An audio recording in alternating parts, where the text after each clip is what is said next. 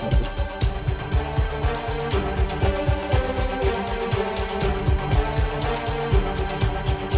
I will destroy them all. Hello, and welcome to The Coordinate, an Attack on Titan podcast. I'm Tyler, and unlike my co-host Bill, I have read the manga, like all of the manga that's out so far. So right now up to chapter 135. So I'm not exactly experiencing the events of this season for the first time like Bill is. But that said, I'm going to keep this discussion of episode 61, Midnight Train, spoiler free. I'm going to throw in at the end of it, I'll give you plenty of warning. I'm going to throw in a section that I am going to spoil some things in the manga. So you'll have plenty of warning, so don't worry. Second thing, I want to tell you what this podcast is going to be like going forward. So me and Bill can't really record together thanks to time zones and having children. Our schedules just don't line up. So we're going to be doing this in like a sort of like we're sending each other letters. We're going to alternate who's talking week from week, and there'll be like discourse between us that way, like asking each other questions and stuff. So, yeah. Anyways, I was going to put like a Bill question and answer thing at the beginning of this episode, just resolve his questions, but this episode actually answered most of them. So I'm just going to discuss them as they come up. So yeah, let's get into it. First of all, I wanted to tell you about my opinions on the episode opening. I actually like it. I know Bill thought it was awful and maybe the worst one. He just thought it was absolute garbage. But I think it's probably the second best opening music, and I really like the animation too. The first one is an absolute banger and incredibly hard to beat, but the rest were kind of meh. I like the one, I think it's the second season that has the dinosaur in the beginning, in the opening, and the Beast Titan and the dinosaur and a well and a bunch of other animals are like running. I enjoy that one for the dinosaur and the well, but otherwise it's just okay. I kind of wish they would have just stuck with the original opening the whole time instead of doing those. But yeah, so I like the visuals and the music for this opening. It kind of reminds me of like a Serj Tankian song. It's very catchy. I don't know any of the words because I don't speak Japanese, and there's no subtitles on the opening song, so I don't know what the words are, but I enjoy it. And I like the visuals, how it's like the images of war, it's very, very much sets up the tone of this season without giving anything away. There's no Titans in it except for the very end. And I like how it's black and white, and then there's like explosions of color. It's kind of like the manga being like painted into the anime. Also, and Bill, you can make fun of me for this. This is probably looking way too into it, and it's probably not meant to be this deep, but there's no like black and white in war. It's not like one side's absolutely good, one side's absolutely bad, and that's what we see in the show. All right, so now on to the episode. So in this episode, it's basically the Marley troops, the Marley troops and the Marley Eldian troops returning from home from their 4-year war with the Mideast Allied forces. We see members of the warrior program and the Eldian unit reunited with their families. Some share stories about their victories, while others struggle to return to a normal life after the horrors they've seen. We also see some making plans for future battles. And right here, we've already answered a few of your questions, Bill. When does this take place? Well, it takes place 4 years after the return to Shiganshina arc. Hopefully I said that right. I'm going to pronounce a lot of things wrong. And I'm okay with that, and you're just going to have to be okay with that too. Me and Bill have pronounced Shiganshina, and Chikanshima in the past, so, Anyways, so this takes place 4 years after the walled-in Eldians defeated Reiner, Zeke, and Bertold in Shiganshina. So it is set in the future relative to what we've seen so far in the story, but I think what you were looking for is an answer as to whether in our timeline this is in the future or the past. And I have no clue there, Bill. First, we would have to answer if this is even taking place on Earth, which there is some evidence for, and they do have a calendar system. I think it's like the year 840, 850, something like that. But I don't know how that relates to ours, so I don't know what to tell you, Bill. This is a fictional universe. This is not real. There aren't Titans. More important to the story is that this is taking place 4 years into the future, and because of that, you might remember that down in the basement we learned that they only live for 13 years after becoming a shifter, so that means some of ours are coming to, the end of their life. And that would be like Zeke has a year left, Reiner and Eren have about 4, and Armin has a whole whopping 9 years left. So that can't be fun to look forward to. So our episode starts out in the war room where Marley and generals are coming to grips with the fact that despite their victory in the war with the Mideast allied forces, the age of Titan-dominated warfare is coming to an end, and the rest of the world knows it. The rise of aircraft and just the rise of basically World War I, World War II technology is enough to defeat the Titans. So Zeke suggests that they need to take back the founding Titan so that Marley can tout that they at least control all 9 Titans, meanwhile developing non-Titan-based weaponry. Zeke also suggests they need to do this while he is still alive because he is not sure that Colt will be able to inherit the full power of the Beast Titan. Let's unpack some of that. So first, Bill, there are 9 Titan shifters. Last episode you said there were 10, and I'm sure that was just like a rounding error. You knew that there were 9 Titans, I'm sure. We've got the Founding Titan, the Attack Titan, the Female Titan, the Beast Titan, the Armor Titan, the Jaw Titan, the Colossal Titan, the Cart Titan, and in this episode, we get the one Titan that we're missing. We get his name, and that is the Warhammer Titan. So, Bill, you seemingly made up a 10th Titan last episode called the Warrior Titan that you thought Eren had, but no, Eren just has the Attack Titan and the Founding Titan. Donald Trump never has had the Founding Titan. He's like a claim to at some point, but dude's a liar. So, I understand the confusion there. Also, Eren's dad is dead. You thought maybe he was the one that had the Founding Titan, but no, Eren ate him. And that's how Eren got the Attack Titan and the Founding Titan. So, you remember that's how Titans work. You eat people and then you get their Titan powers. So, anyways, after the meeting, Colt and Zeke talk. Zeke apologized for throwing him under the bus to further his agenda, which is kind of a weird moment to me because we've seen Zeke just like ruthlessly kill so many people without like any semblance of remorse, and seeing him be human enough to apologize for being like rude is weird to me. Anyways, Zeke lights up a cigarette. He looks real cool. And Colt remarks about how there's never been another Beast Titan like Zeke, and like his powers are kind of more similar to the Founding Titan. And Bill, the ability that me and Colt are both talking about is what we saw in the last episode that I told you was totally fucked. And you thought that was Reiner doing it, but that was Zeke. Zeke turned all those people falling out of the airplane into pure Titans. And yeah, he did it against their will. They weren't people that wanted to be pure Titans. Nobody wants to be a pure Titan. As far as we know, like once you turn into one, you can't be turned back unless Zeke has that power and he's just, never chose to use it. But yeah, also a lot of them just died. I'm sure all of them died eventually. Like I don't think Marley would just let the pure Titans roam. But then again, I don't think they were obviously weren't in Marley, so maybe they did. So I'm pretty sure, how he has that special technique, that special ability has already been explained to some extent in the anime, but I can't really remember. So, Bill, this is going to be my first question for you. Do you remember what Zeke's special ass-wiping technique is? No?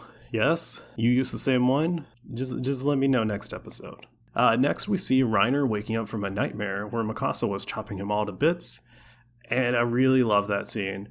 I like seeing things from Reiner's point of view. Like, that's been the most interesting parts of the manga and the anime to me, is just seeing that the villains aren't just, they aren't just evil. Like, Reiner and the other warriors that attacked the wall, they were just like brainwashed kids that didn't really know what they were doing. So I have a lot of sympathy for him. We also see Porco for the first time in the scene, and I immediately hated him. I don't know Bill, how did you feel about Porco? One, his name's Porco, but I don't remember really feeling any way in particular about him while reading the manga. But seeing him treat Reiner like so shitty, and the way he talked about Ymir, it just like made me instantly dislike him. So Bill, Ymir, do you remember who Ymir is? Because I asked you last time, did you remember seeing like a previous Jaw Titan? And you were like, maybe in like a funny cartoon, you know how they have the end of the manga sometimes. And no, it was Ymir. She was like a pretty big character in the first and second seasons at least. I don't know if she was in the third. Don't think so. But first and second season, she was a pretty big character. And in the second season, we find out that, oh no, she can turn into the Jaw Titan. Like, holy shit.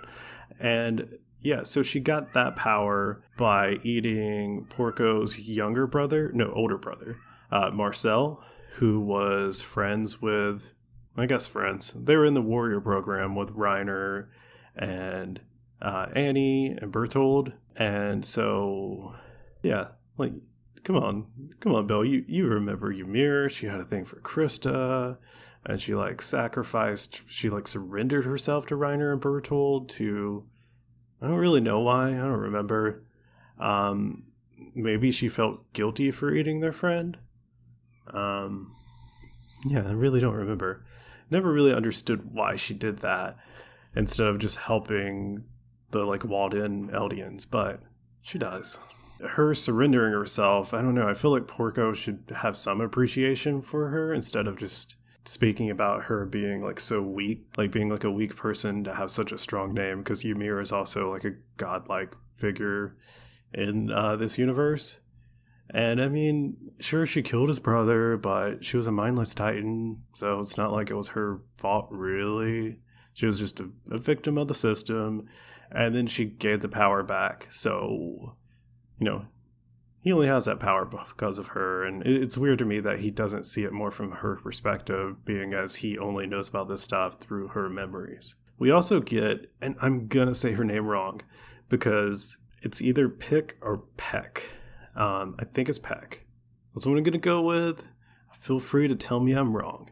So we get introduced to Peck, who is the Cart Titan, and yeah, we don't get that much of her in this episode, but she seems really nice, and I find her like laying down all the time is like super relatable. Just being exhausted as a new father, it's a very relatable thing, and I think it's interesting that she's been in the Titan form for months, and I know her Titan has that ability, whereas like the other Titans, like at one point we see Eren like being absorbed into his attack Titan. And I guess the reason she does that is because it probably takes like special equipment to put all of like the weapons on her. And, you know, like they can't just like remove those, put them back onto the field. It takes a lot of time. And yeah, it's just not practical. So I guess she just stays in Titan form and keeps that on her all the time, which must suck. So skipping ahead a bit, the next interesting thing that happened in this episode to me was on the train. We get a drunken Colt.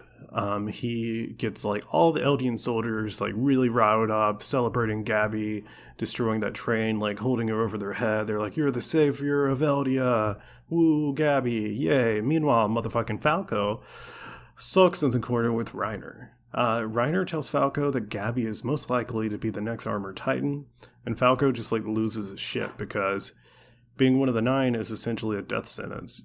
You get to live a whole 13 more years, and he says like, Gabby, you really want to see her like die when she's 27. Like, you know, she looks up to you, she idolizes you, and he immediately takes it all back when Reiner just like snaps and reprimands him about insulting the warriors and about, you know, how it's an honor to be one of the 9 Titans. But in reality, Reiner doesn't feel any of that anymore. Like, that's how he felt at the time. But I think he just knows, like, it's dangerous for an Eldian to talk like how Falco was. So Reiner tells Falco that he must be the next Armored Titan to rescue Gabby from the dark future that awaits us. And I think by that, he's probably referring to the fact that they die in 13 years, or, you know, just like being in war or more. I don't know. But yeah, it's his like little cousin and he's protective of her. I don't really know what Falco and Gabby's relationship is, like why Falco is so protective of her, and maybe he just feels that way for everyone, and, you know, he wants to take on that responsibility so someone else doesn't have to. But yeah, this is one of the things I like about Reiner.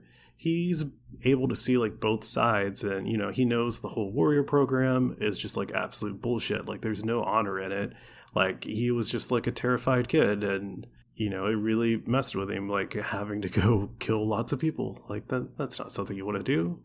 And like he knows that the people on the island aren't island devils. They're just, you know, people. And being an honorary Marleyan really means nothing when they still treat you like a second-class person. Like you're still treated like garbage. So I don't really understand why Falco would feel this way, though. I don't know what's happened to him in the past that's given him this kind of perspective. Because like most Eldians seem caught up in like all of Marley's lies. Maybe not to the extent Gabby is. Like Gabby and kind of the rest of the Braun family, they just seem to be like 100% all in. Like people on the island are evil and they make us look bad, so we have to defeat them. But, you know, Falco's brother Colt doesn't really seem any different from the rest of the people. Like he's all on board, kill the island folk, I think. So I have to believe that Falco had a pretty standard brainwashing, you know, early childhood. So what makes him different? I don't know.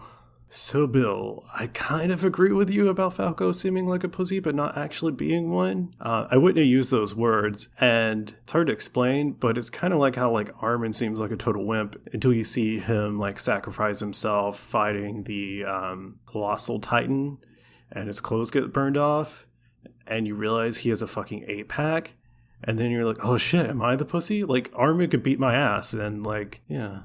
Armin's not wimp. He's not a wimp. Like he's swole, apparently. But I think what's really happening in both of these cases is that you have absolute psychopaths, Aaron and Gabby, doing like, you know, badass things constantly, just like running in, not caring if they die. And next to them, you have the more grounded characters like Armin and Falco. They seem weak in comparison because they don't do stupid things like rush into battle head first, you know? But in reality, Falco is like a pretty brave kid. I mean, he was able to show compassion to that soldier in the last episode in a war zone, you know, like pretty level-headed. You know, he didn't want to just kill him because, you know, he might get killed by him. Even though that person was a total dick and didn't want to be touched by Falco because he was Eldian. And then in this episode, we see Falco help out like that one Eldian soldier with the like armband on the wrong side and missing a leg. And I think all of these things are like pretty good indicators of, you know, him being a good, well-rounded character. So I don't think he's a pussy. Next up, we get an awkward dinner at the Braun house. Gabby's bragging about how she took down this train. Like, we've been hearing about this train, like, the whole episode. Like, Gabby's going to be the next Armored Titan. And, like, Reiner's mom is super excited to hear that. Reiner, you know, tell her that he's pretty sure she's, like, a sure win to be the next Titan. And that's weird. Like, she's like, yay, we're going to have another warrior in the family, but that means that her son is going to get eaten by her niece, and that's just fucked. Like, why is she excited about that? The whole Braun family, like, talks about how their lives would be so much better if the Island Devils were just, like, wiped out, like, they just disappeared. And Reiner then tells them about the awful devils, starting with a classic. He gives the potato story, you know, how Sasha was eating a potato when she was supposed to be training. And they really like put like, it's like some kind of like dramatic, Reiner delivers this very dramatically, and like how it's not shot, but how it's framed is very dramatic. He's like, and she offered the commanding officer half of her potato, but it wasn't even half. These Island Devils, they know no limits. And so then he talks about a few other people, and if you weren't sure he was talking about, they make it a lot more clear in the manga because they show an image of who he's talking about while saying the things. So Marco is the one who only thinks of others. I call him Gene, but I know his name is John. And Especially now, I also do a Star Trek podcast. So, like, there's Jean-Luc Picard. I should really see this name and see John. But I look at this and I see Gene. Anyways, so John, he's the one who only thinks of himself. And then another one I pronounced wrong, according to the anime, is I call him Connie, but apparently it's Coney.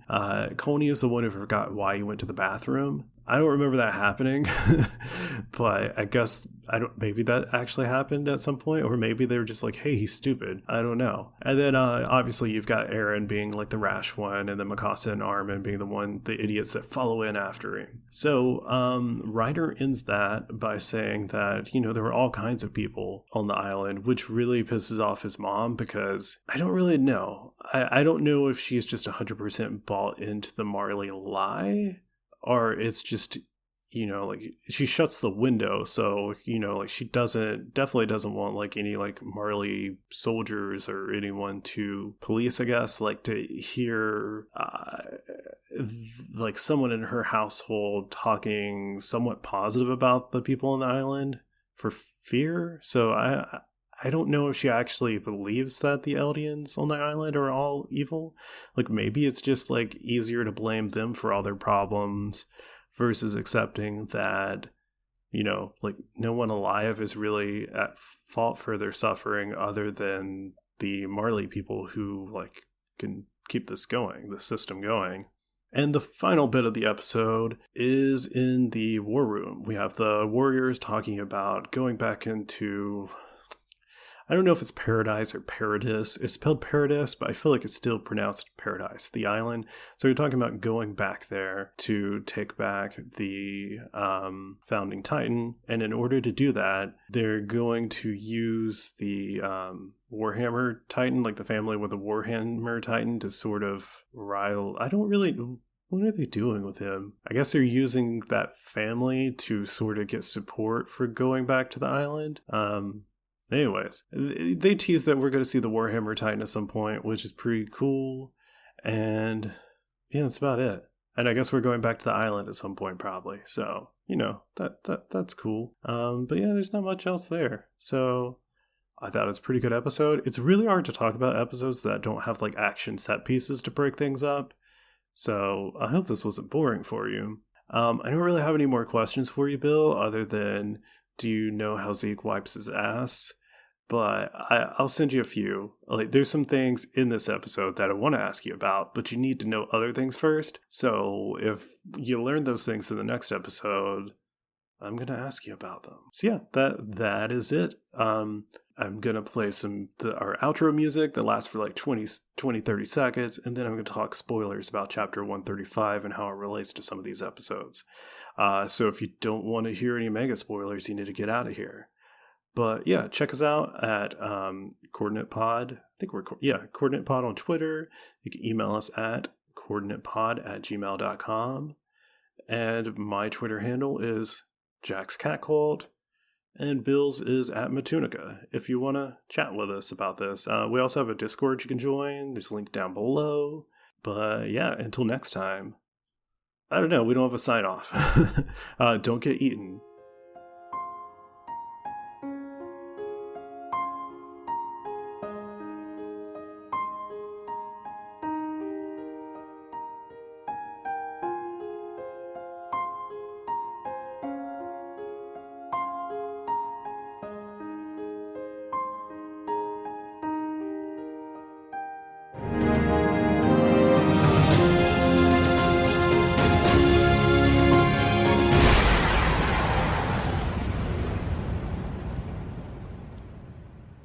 Okay, so if you haven't read chapter 135, one more quick reminder, stop listening. Bill, do not listen to this. You haven't read the manga this far. Stop it. So yeah, the only thing I really want to talk about is motherfucking Falco. Is Falco going to be the hero of the story? I don't know. Like, I have not seen him as being that important of a character until we got episode 60 of the anime, and we see that scene with him having, like, waking up from a dream being like, was I just flying around with swords in my hand? how could he have a memory of using, like, ODM gear unless he eats Eren at some point? And, like, the memories get sent back because, as far as I know, the Attack Titan's the only Titan that can do that. So that's weird. The other thing I wanted to talk about is, I was just curious if you guys think that Zeke is dead at this point. Like, I feel like Zeke has to be dead. The Beast Titan we saw in chapter 134 was, just like one of the Mirage, not really a Mirage, they're real. One of the Titans that, we see in 135 that Eren can just create on his back. That's a weird thing to say. But yeah, so I'm curious if the fact that Falco can now turn into a bird, and he's saying it's because there was previously a Beast Titan that could fly, if he's just the Beast Titan now, because he had Zeke's spinal fluid, or I guess it was a spinal fluid. He had Zeke's spinal fluid in his system. If all of the other like mindless Titans got killed and Zeke died, could Falco just have inherited the abilities that way? Like, we don't really know how they work. Or I guess it could be like how he was talking to Annie about possibly, being a Titan shifter who consumed another part of another Titan shifter. He got the powers that way. I don't know, but Falco's a bird. Yeah. So Bill doesn't check our email usually. So if you want to send in your theories about what the hell's going on with Falco and is he going to save the day, feel free. Send them to coordinatepod@gmail.com. And another thing I was thinking, there's something in this episode that it gets mentioned that one of the generals is like, or the general for Marley is like, don't you have any flying Titans? And so, yeah, we do now. That's it. So, yeah, man, I don't know how Falco, how is motherfucking Falco going to eat Eren? Man, this is going to be crazy. Hey everyone, Scott here with my good pal Rich. Say hi, Rich. Hi. And we're here today to tell you about a podcast we host together with our buddies Jay and Bill, the RPG After Years. The after what? The RPG After Years. Our show has entered into a new era of covering everything RPGs, both old and new. Thus it is after its first era. It's the After Years. I thought RPG was rocket propelled grenade. No, RPG stands for role-playing game. It's a genre of video game. Every week we go through the latest news and discuss other relevant RPG-related topics. We also review RPGs as we complete them. So an RPG is not a rabid Portuguese goose? No, thank God. From Dragon Quest and Final Fantasy to The Witcher and Cyberpunk, we've got RPGs covered from the dawn of time to the far-flung future. Oh, I've heard of Final Fantasy. I'd hope so. So check us out on iTunes or whatever your preferred podcast listening platform happens to be. You can also find us at probablywork.com. Level up your podcast feed with the RPG After Years. Enjoy the show.